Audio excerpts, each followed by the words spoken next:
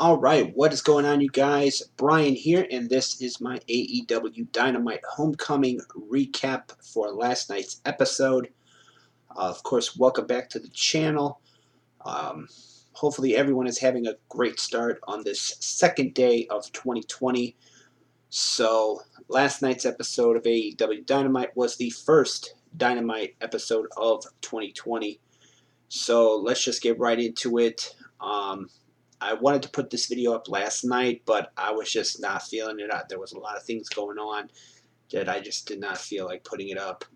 So um, let's just get right into it. There was a tremendous main event as the Young Bucks and Kenny Omega picked up the win with over Pac and the Lucha Bros. Cody was in the opening contest. He took on Darby Allin. This was their rematch from, I believe, Fyter Fest, where there was that 20-minute draw, 20-minute time limit draw. Cody picked up the win after countering Darby's coffin drop from the top rope. He got the knees up and then rolled up Darby Allin for the 1-2-3. They had announced that Arn Anderson was going to be the head advisor for Cody, as well as the head trainer for the Nightmare family, or something like that. So that's a new role for Arn Anderson, Hall of Famer, one of the founding members of the Four Horsemen. So that's going to be interesting to see that dynamic of Cody and Arn, as Arn's going to be his manager, advisor, something like that. Other matches we saw was Riho retaining her AEW Women's World Title against in a fatal four-way against Nyla Rose, who was returning from suspension, Hikaru Shida, and Dr. Britt Baker. This was an okay match. I thought it was, like I said, I thought it was okay. Nothing really exciting. Riho picked up the win after rolling up Britt Baker. After the match, she would be attacked by Nyla Rose, and Nyla would proceed to splash Riho through a table. So that's what happened there. Then they announced that next week, Chris Statlander, who was the original #1 contender and who was going to face Riho on last night's episode for the title, she had a prior commitment, but next week she gets her opportunity to become AEW Women's Champion when she challenges Riho. And what kind of shape will Riho be in after taking that splash from Nyla Rose through a table on last night's episode? We'll have to wait and see. Also, a little bit later on in the night, Riho would be confronted by Britt Baker, who was basically saying that Riho is not always there, even though she's the champ. She's not there all the time, and that Britt is always there, always competing, while Riho is not there. So, kind of like I don't want to say a Brock Lesnar type, but that's kind of what Britt Baker was making Riho out to be, like a Brock Lesnar that's not there all the time, that only shows up for, certain matches and stuff like that. So, so that'll be interesting to see what happens there. We heard from MJF, who accepted the challenge from Cody, but he added his own stipulations to it. They face off at AEW's next pay-per-view, which is Revolution. However, if Cody in any way touches him in any way, there's not going to be a match. He then said that Cody has to face an opponent of his choosing, and it turned out to be MJF's personal bodyguard, Wardlow, inside of a steel cage. And then on an episode of Dynamite, in front of his family, his friends, Cody has to get down on all fours. That being in front of Cody's family and friends, Cody has to get down on all fours and let MJF whip him 10 times with a belt. So will Cody accept these stipulations? We'll have to wait and see next week. But I like that dynamic. I do. I like that suspense. I don't know how they're going to get to it because they're doing the whole thing for the build up to that match, but their next pay-per-view isn't until next month at the end of the next month, which would be February 29th, which is the I don't know how many times a year they have it where February has 29 days.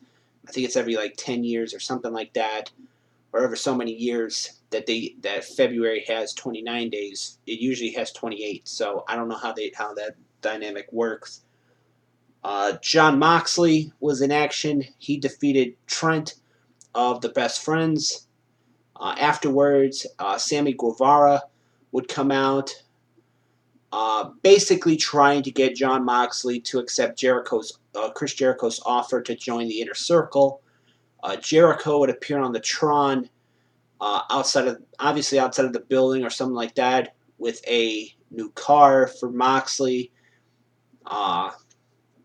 saying that he would offer him 49% in the Inner Circle LLC, a new car, all this stuff, trying to get him to join the Inner Circle, trying to get Moxley to join. Then Moxley announced that he'll give Jericho his answer in person next week. So what will Moxley's answer be to that? Who knows? We'll have to wait and see next week.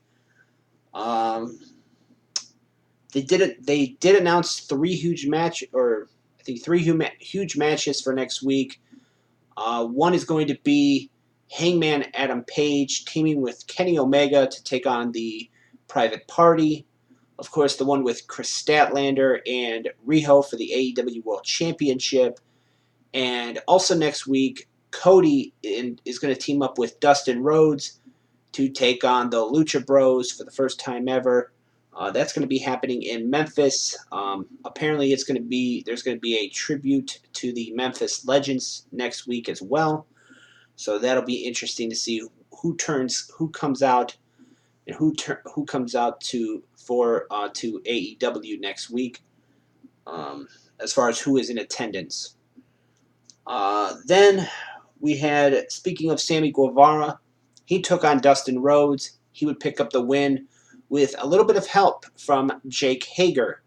So that was a big win for Sammy Guevara. They're obviously going to be building to Dustin versus Hager, probably at the next pay-per-view, which would be Hager's debut as far as in-ring for AEW.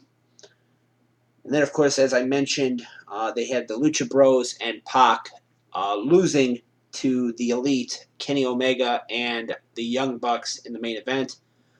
There was some other stuff happened. They had a segment with Adam Page and the Private Party where he walked into their room while they were doing an interview, grabbed a drink. They tried to get it back, but he wound up coming back and getting it anyway. Trying to think what other segments. They had a Dark Order segment talking about what they did to the Elite. So yeah, that was pretty much about it. I'm trying to remember if there was anything else, but I don't remember off the top of my head if there was anything else. So this week's episode of AEW Dynamite, the first episode of 2020 of the new year, I thought was pretty good. Obviously, a lot of build-up coming up for their next over the next few weeks and months, or month till their next pay-per-view. Obviously, they're going to try to hopefully do I don't know how they're going to do the whole build-up to the Cody and MJF match at Revolution, how they're going to do that in the span of, a month. I mean, they have a whole month until they get to that particular event. So it's going to be interesting to see what happens with that and how they do that. Another thing too, I'm really liking them having a ranking system to determine who's going to be next in line for challenge to challenge for championships. I really like that dynamic. I also like how they're doing with the win loss records, as far as overall tag teams and singles. So I really like that dynamic. I really like how they're doing that whole setup there too. They resetted everything as far as the records are concerned. So, um, so yeah, I really like that dynamic. I think that makes them a little bit different than other promotions that just say, "Oh, we're gonna have number one contender match between two guys," and it's like, wait a minute, how do we know that these two guys are the top contenders? I like how AEW is doing that with having a ranking system for each and every championship. I think that's a great thing that they've been doing. So, um, with that being said, my thoughts on last night's episode. I thought it was a really good episode. I can't wait to see what happens next week and in the coming weeks, building up to next month's pay per view. But it'll be interesting to see what happens. So, with that being said, if you guys watched last night's episode or watched this week's episode of AEW Dynamite, let me know what you guys thought of it in the comments below. This has been my AEW Dynamite recap for this week's episode. As always, I am Brian, and thank you for watching.